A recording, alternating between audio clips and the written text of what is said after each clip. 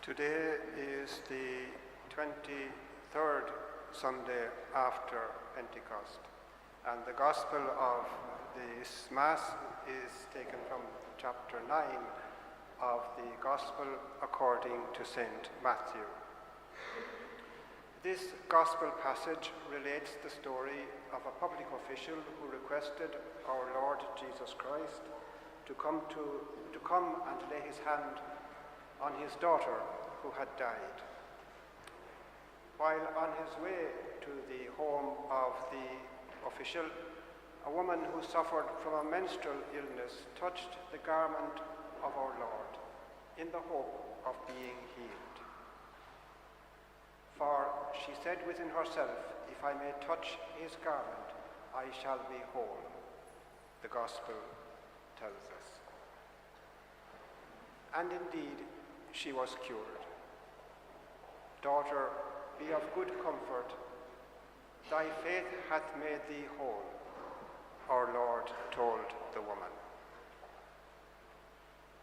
Then, when our Lord reached the home of the public official, the Gospel informs us that he went in and took her by the hand, and the maid arose, having been restored to life by the healing words and touch of our Lord.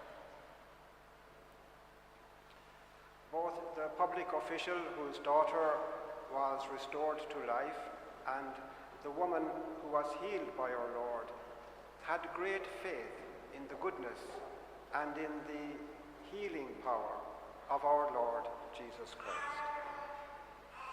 Thus they approached him and implored him to help them. One of the fathers of the Church, St. Hilary, comments on this Gospel passage in the following manner.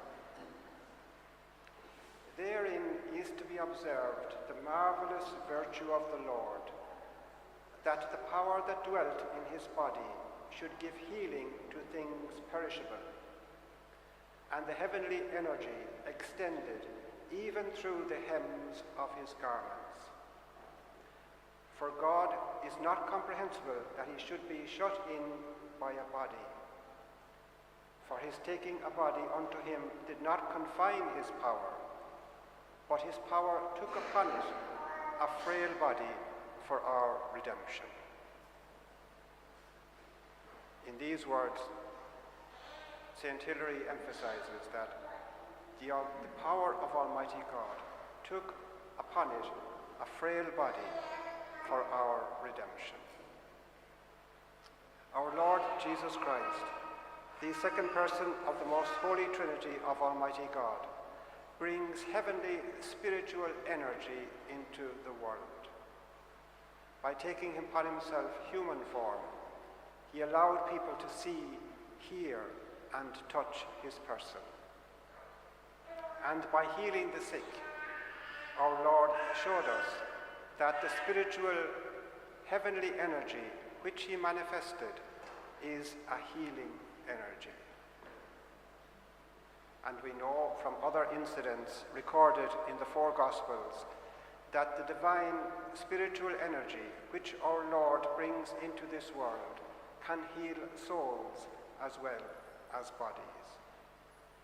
Thus, our Lord is sometimes referred to as the physician of souls, the healer of souls. Through our public worship and our private prayers and devotions, we draw near to our Lord Jesus Christ, and we request his spiritual assistance. When we genuinely request his assistance and are disposed to receive it, we do receive spiritual graces and blessings. Sometimes the graces and blessings of our Lord can bring us physical healing. More often, it is spiritual healing and spiritual strength which our Lord grants. Medical experts tell us that many illnesses have a psychological aspect as well as a spiritual aspect. And when our psyche, our mind, our soul are spiritually comforted, this spiritual consolation can and does aid physical recovery. Thus, the Church, through her sacraments and prayers, always offers spiritual aid to people who are ill. After the woman with the issue of blood had been healed, our Lord said to her, "Thy faith hath made thee whole." St. Jerome noted the manner in which our Lord praised the faith of the woman. St. Jerome wrote, "He said not, thy faith shall make thee whole, but hath made thee whole. For in that thou hast believed, thou art already made whole." St. Jerome is emphasizing that it is our faith which primarily disposes us to receive the graces and blessings which our Lord is constantly offering us. Let us pray then today for an increase of faith. During these times of economic uncertainty, and when fundamental changes are taking place in society at an accelerating pace, we have a harbour of stability in the ever-present person of our Lord and Saviour Jesus Christ, and in his enduring teaching. This is our harbour of safety amidst the storms and torrents of this world. When we cling to the teachings of our Lord and offer prayers to him in times of fear and uncertainty, he will, in some manner or other, touch our lives, bless us, and keep us close to him.